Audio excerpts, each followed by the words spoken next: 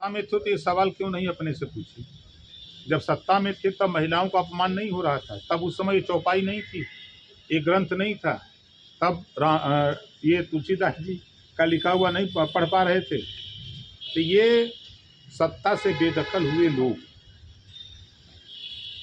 पागल हो गए हैं। इस तरह का उन्होंने लगाया है, उसमें लिखना चाहिए कि सपा के लोगों ने आरक्षण में प्रमोशन खत्म किया है। गर्व है मुझे कि आरक्षण में प्रमोशन में आरक्षण सपा ने खत्म किया।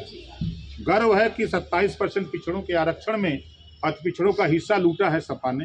ये भी बैनर लगना चाहिए। देखिए स्वामी प्रसाद मौर्य तो भी आपने जैसे कहा, जब सत्ता में थे तब तक हमने जब उनसे सवाल किया तो इसका गोलमोल जवाब दिया, कभी क्लियर जवाब दिया, क्योंकि काफ़ी लंबे वक्त से सत्ता में रहे, हाँ सत्ता के साथ गए, उसके बावजूद भी उन्होंने नहीं उठाया। जब ओम प्रकाश राजभर सामाजिक न्याय समिति के सवाल पर इसी लखनऊ में 2 बार माननीय अमित शाह जी को ले आया पंचायत करने के लिए, जब मैं उनके ऑफिस में उनके आवास पे जाकर के कहा तो कहें कि ओम प्रकाश जी आप लड़ो, हम लोग नहीं बोल सकते।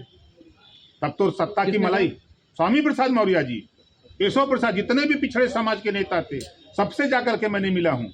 क्या लगता है कि स्वामी प्रसाद मौर्य के बयान या अखिलेश यादव का इस तरह से इस पूरे मामले में जो उनका रोल रहा है, कितना लाभदायक रहेगा 2027 के चुनाव में या 24 के चुनाव में? क्योंकि वो कह रहे हैं कि 97% जनता की जो भावनाएं हैं, 97% हिंदुओं की भावनाओं को ठेस पहुंचाती है पंक्तियां, हम उनको सम्मान दिलाने की, उनका अधिकार दिलाने की बात कर रहे हैं। तो क्या लगता है कुछ लाभ मिलेगा इसका?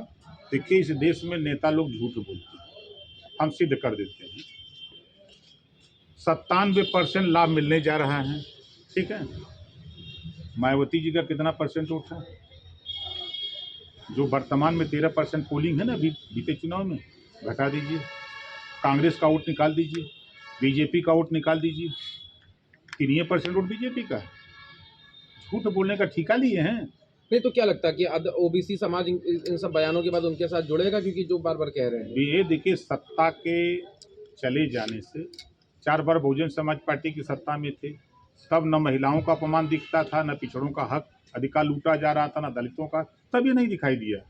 उसके बाद जब बसपा की सत्ता जाते देख, तब रामम शरणम गच्छामि, तब राम की शरण में चले गए।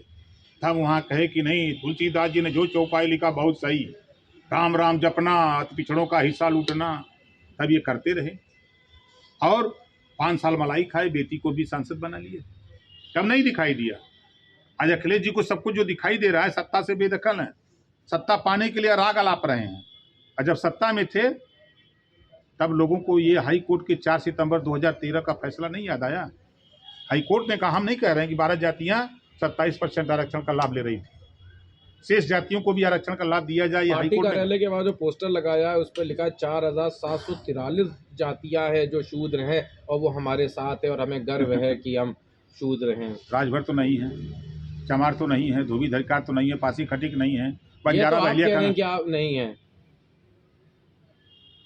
3% वोट तो हमारा हम नहीं है, ये कल है गिनावे, मतलब भाई फर्क नहीं पड़ने वाला। झूठ बोलने का ठेका लिए हैं सर।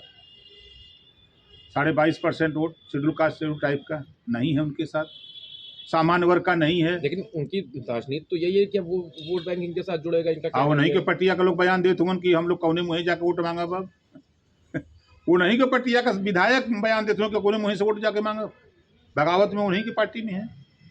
ये सत्ता नहीं है, इसी से पगलाए हुए लोग हैं, घबरा रहे हैं कैसे मिले कैसे मिले। सत्ता से ध्यान आया कि अभी आपका आगे का क्या रूट मैप है?